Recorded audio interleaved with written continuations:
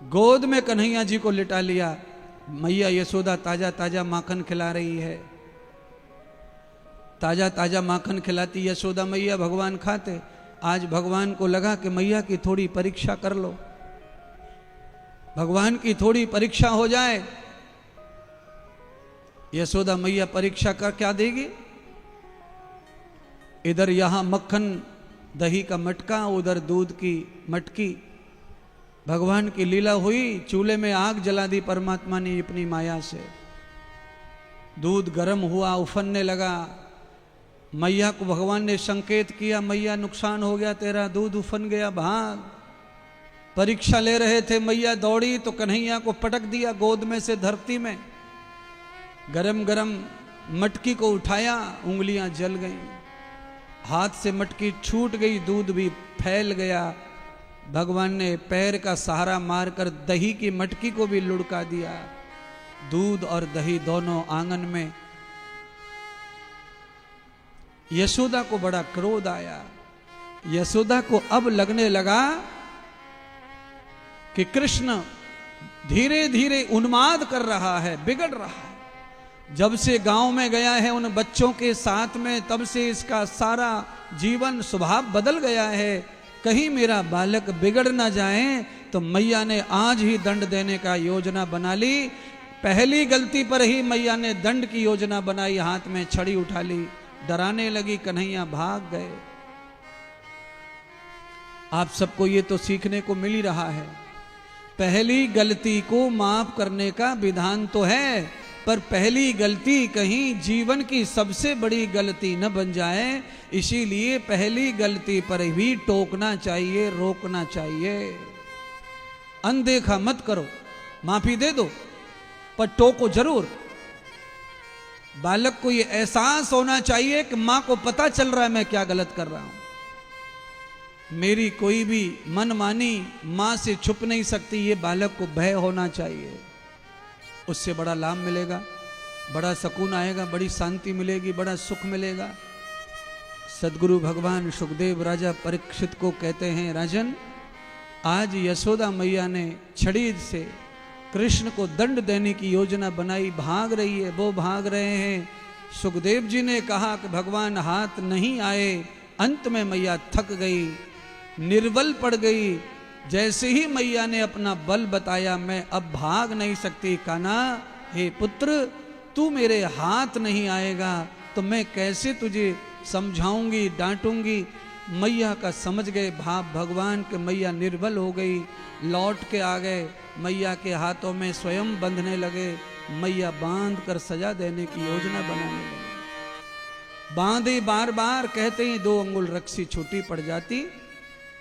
यहां बहुत सारी कथाएं आध्यात्म की जोड़ी हैं। वो कौन से 2 अंगुल हैं? तो कुछ आचार्य कहते हैं कि वो मोह माया के 2 अंगुल हैं। कोई कहते हैं कि मोह ममता के हैं, कोई कहते हैं कि पुत्र की तृष्णा के हैं, कोई कहते हैं कि पुत्र के प्रति जो अंधा प्रेम है उसके हैं। पर वो गांठ लग नहीं पा रही है। मैया थक गई। अंत में मैया ने कह दिया बालक से, हे लाला अब तो रस्सी खत्म हो गई, बची ही नहीं घर में कोई गाय की। सारा धन ही खत्म हो गया गायों की रस्सियों के रूप में। तू बंध नहीं पा रहा है। भगवान ने माँ के समझ लिया भाव को कि माँ कह रही है कि मेरे पास में तुझे बांधने के लिए अब कोई और धन नहीं बचा है, अर्थात मैं तो गरीब हो गई पर तू तब भी बंधता नहीं। भगवान ने अपना पेट का आहार छोटा कर लिया, बंध गए। मैया बांध के उखल से चली गई सजा के रूप में। आज खाना नहीं मिलेगा, आज ग्वालों के साथ में खेलना नहीं मिलेगा, यही तेरी सजा है। और एक ही जगह अकेला रहे। अकेला रहना भी बड़ी सजा है महाराज, कठिन भी है और सजा भी है। बड़ा कठिन है कि अकेले कोई रहे। अगर किसी को परिस्थिति में अकेला रहना पड़े तो ये सजा ही समझो आप। शाम हो गई, अकेले में भगवान की रुचि समाप्त हो गई, परेशान हो गए। गौरज मुहूर्त आ गया, गैयां चर करके आ गई खिड़कियों में अपने अपनी गौशालाओं में।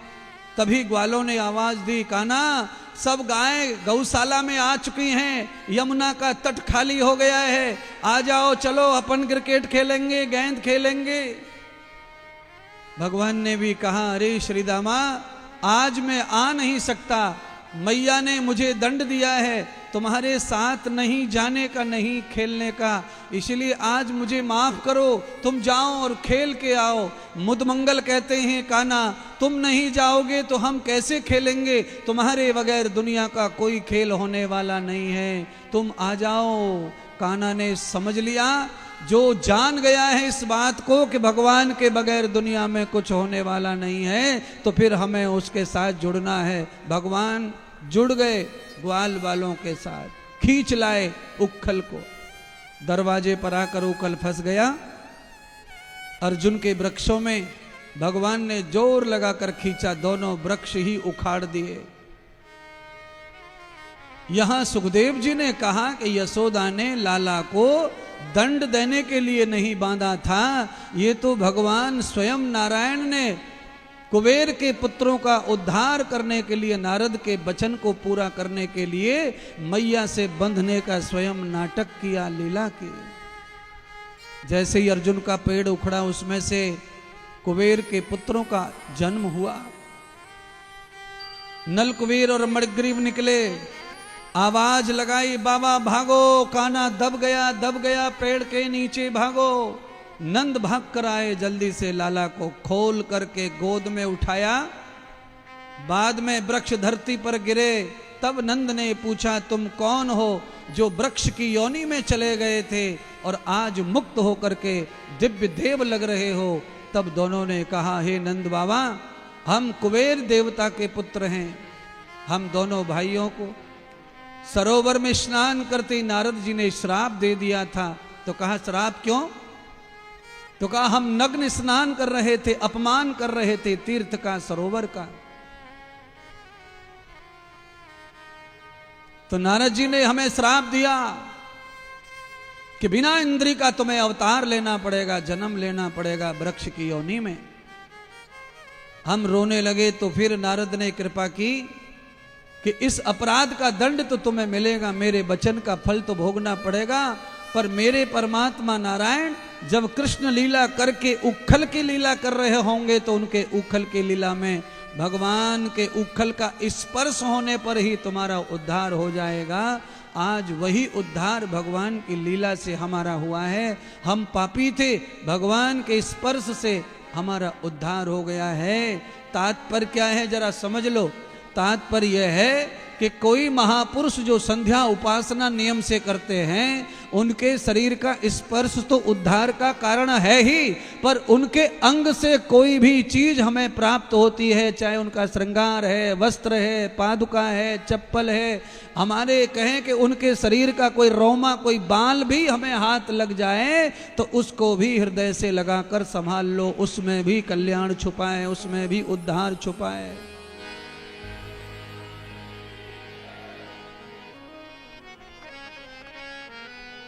किसी अच्छे संत महात्मा गुरुजन का जो भी हमें कोई पदार्थ मिलता है, उनके स्पर्श का, भोग का, वो हमारे उद्धार का मार्ग खोलता है।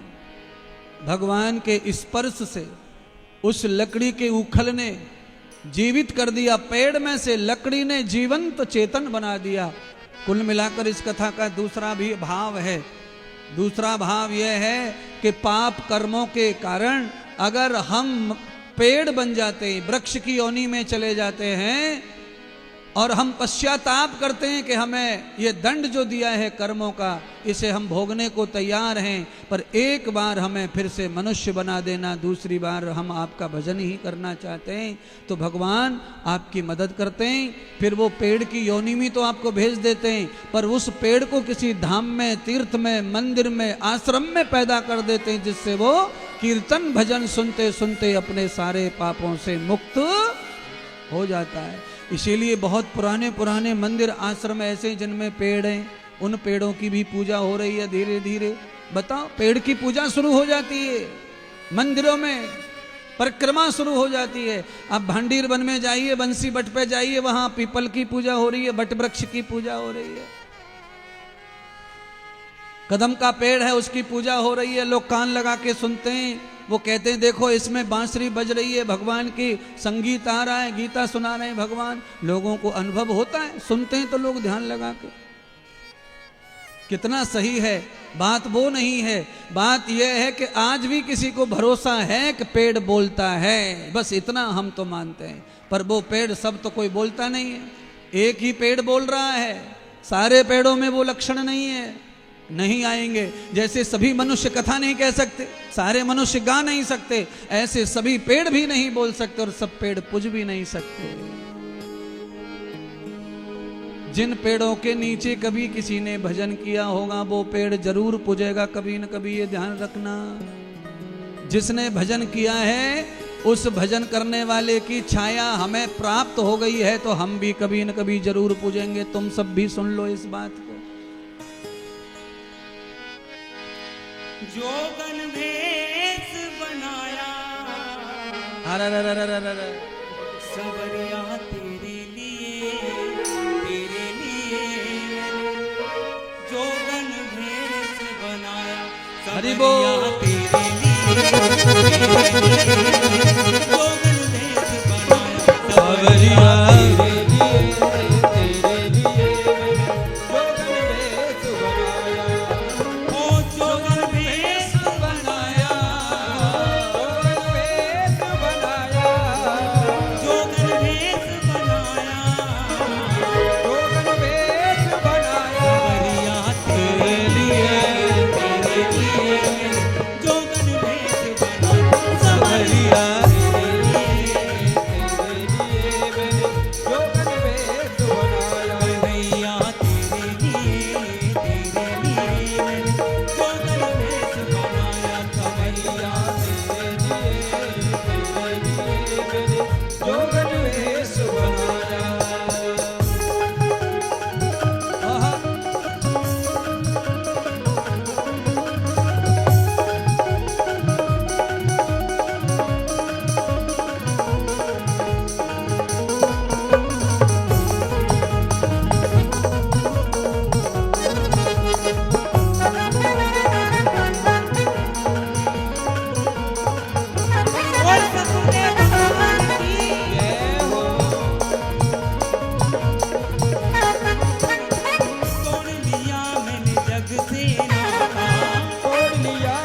जग से नाता, तोड़ लिया मैंने जग से नाता, तोड़ लिया मैंने जग से नाता।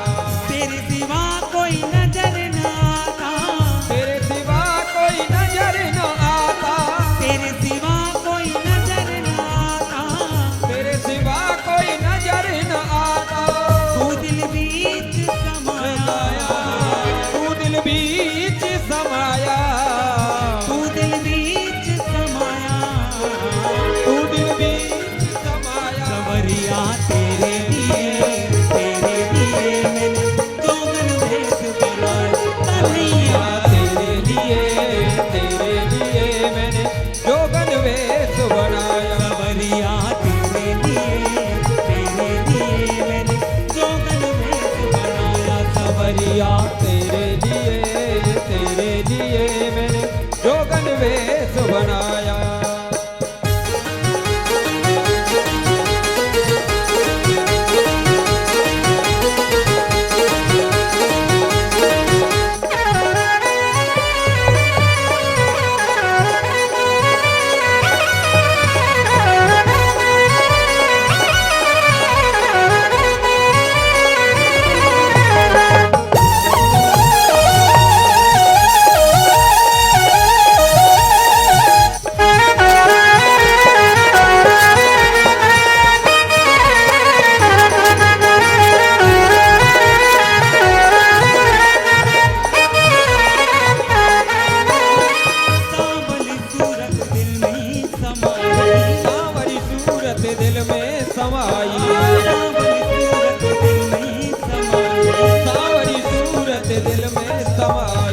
लोग कहे मुझे बावरी आई, लोग कहे मुझे बावरी आई, लोग कहे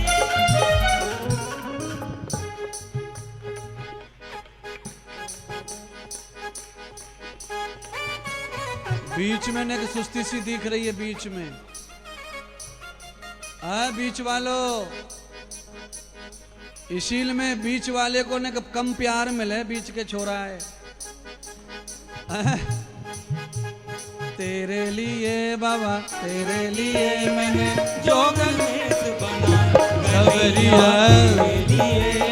तेरे लिए मैंने जोगन वेश बनाया, जोगन वेश बनाया, जोगन वेश बनाया, जोगन वेश बनाया, जोगन वेश बनाया, सवरिया तेरे लिए मैंने जोगन वेश बनाया, कन्हैया तेरे लिए मैंने जोगन वेश बनाया।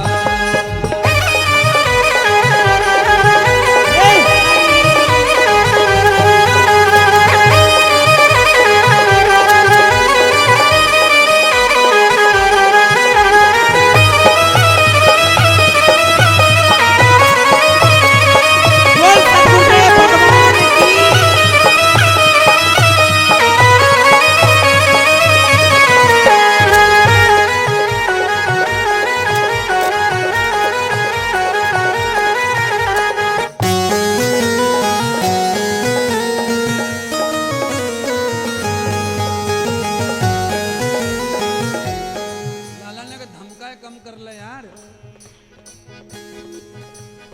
ने कित को हाथ करने दियो ने, ग्वालियर वालों को देखने दे मुझको। अजी ग्वालियर वाले, बंसल जी, गर्ग जी, नवंबर में कथा है, थोड़ी बहुत ट्रेनिंग कर लो। कहाँ है सेठ, कहाँ है सेठ? चले गए? ठीक है कोई बात नहीं, हमें तो तुमसे ही काम है। तेरे लिए बाबा, तेरे लिए मैंने जोगन वेश बनाया, कन्हैया तेरे लिए मैंने जोगन वेश बनाया।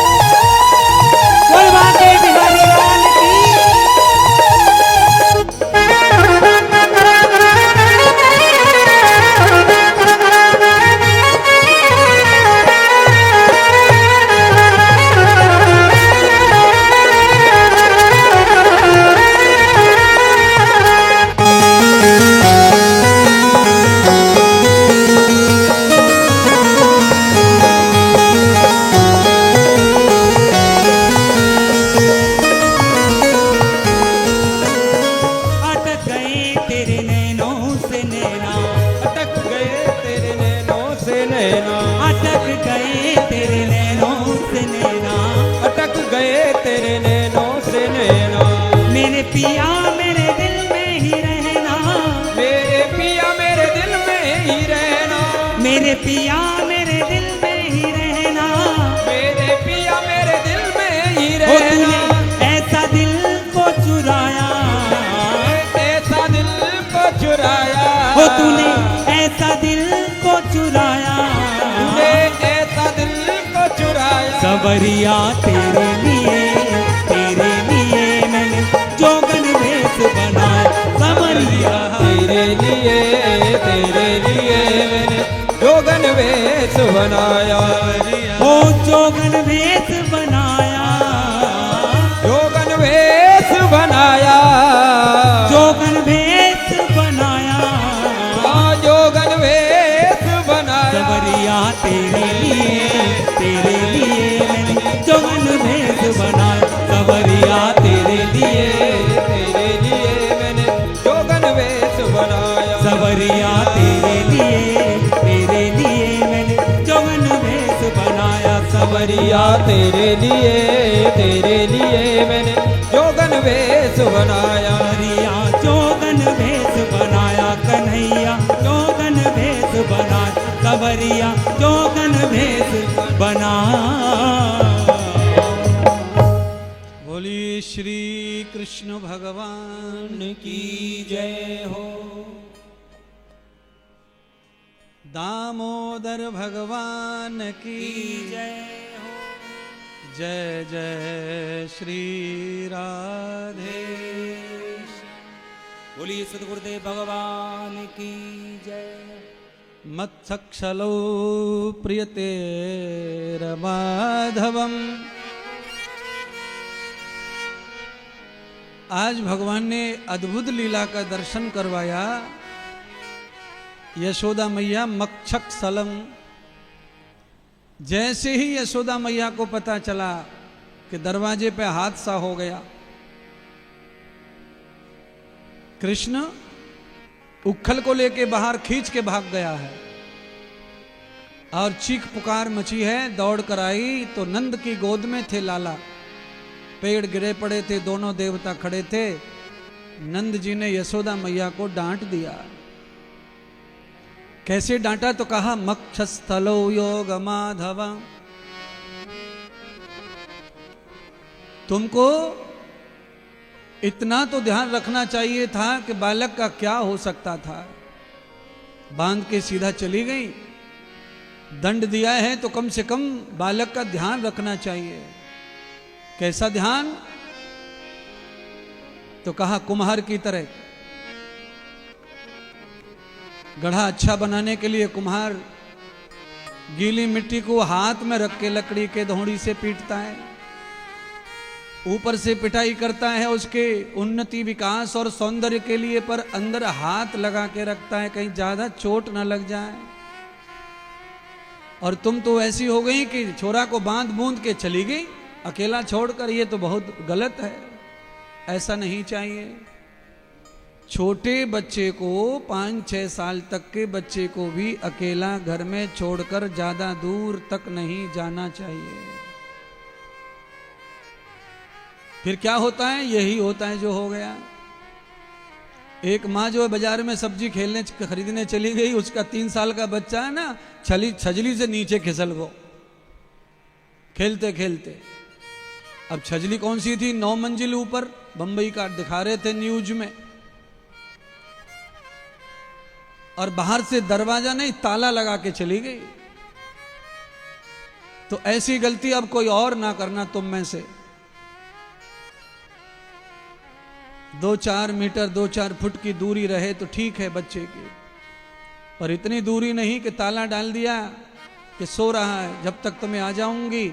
नींद खुलने का कोई टाइम नहीं होता, कब तक आ जाऊंगी, ये तो झूठ है सब। तुम घर से निकलो और तत्काल ही नींद खुल जाए। कैसे समझे बालक कब तक सोएगा? तो ये सारी चीजें जो है गलत गलत हो जाती हैं। नंद जी ने डांटा तो यशोदा रोकर चली गई, कुछ न बोला।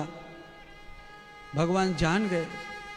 मां को बुरा लग गया, क्योंकि मां ने मुझे बांधा तो था पर मेरे हित के लिए, मुझे प्रताड़ना देने के लिए नहीं बांधा था। मां ने हृदय से बांधा, और हृदय से, आत्मा से, भाव से जो बांधता है वो किसी को प्रताड़ना दे ही नहीं सकता। मेरे भले के लिए मां ने किया था, पर मां पर ही डांट पड़ गई। अब चलो मां को चुप करते हैं। भगवान गए, आंसू पहुंचने लगे मां के।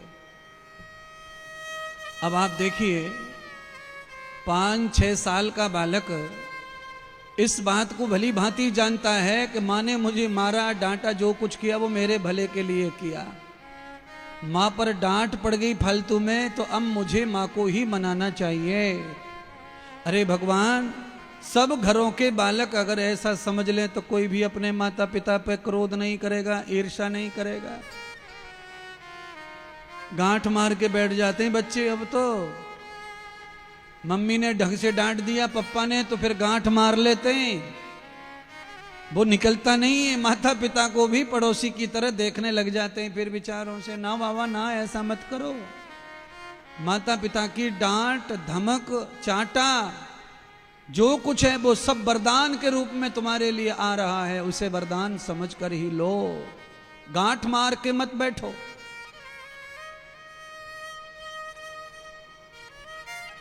यशोदा मैया ने लाला को झटक दिया और कहा तू मेरा नहीं है, नंद का ही है, तू जा बाबा के पास। आज रात में तू बाबा के पास ही सोएगा। अब मैया ने बाहर अलग होकर के कहा, अलग सोने के लिए कहा, तो अब कन्हैया जी रोने लगे। छोटा बालक दिन भर कहीं भी रह सकता है, पर रात में माँ के बगैर रात काटना मुश्किल है। इसीलिए किसी को भी बचपन में माँ नहीं मरनी चाहिए। माँ की बचपन में बहुत आवश्यकता है। माँ के साथ में सोने से जो निर्द्वंदता बालक को मिलती है, वो भगवान के पास ही मिलेगी और धरती पर कहीं नहीं मिल सकती है निर्द्वंदता। सोने को तो धरती पे दुनिया भर के लोग साथ में सोते हैं, पर आदमी निर्द्वंद होके नहीं सो सकता। संकल्प के साथ में, विकल्प के साथ में, टेंशन के साथ ही सोएगा, जगेगा। पर माँ के साथ सोने वाला छोटा बच्चा क्षीर सागर में सोने वाले नारायण की नींद सोता है, परमानंद में सोता है। भगवान को मैया ने धमका दिया कि आज तू मेरे पास नहीं रहेगा, रात को जा तेरे बाबा के पास। आज बड़ा बाबा का हो गया, बाबा तेरा हो गया। इतने वर्षों से तेरा बाबा कहाँ चला गया था? रात रात भर जग करके मैं तुझे सुलाती जलाती। भगवान जब रोने लगे तो थोड़ी देर में माँ का भी आंचल पिघल गया। वो भी भगवान के पास आई और मनाने लगी भगवान को। भगवान को यह निश्चय हो गया कि मैंने मेरा पुत्र होने का फर्ज निभा दिया। अपनी माँ को मनाकर, आंसू पहुंचकर, माँ ने मुझे डांट दिया, फेंक दिया, बगल कर दिया। आज माँ ने अपने हाथों से मुझे बगल किया है, तो मुझे अब अपनी आगे की लीलाओं को पूरा कर लेना चाहिए। अवसर मिला। भगवान जब रोने लगे तो मैया भी मनाने लगी। तो भगवान ने कहा अब अगर अपन माँ की बातों में आए तो अपन मोह में फंस करके यहीं पड़े रह जाएंगे, फिर हमारा आने का धर्म खत्म हो जाएगा।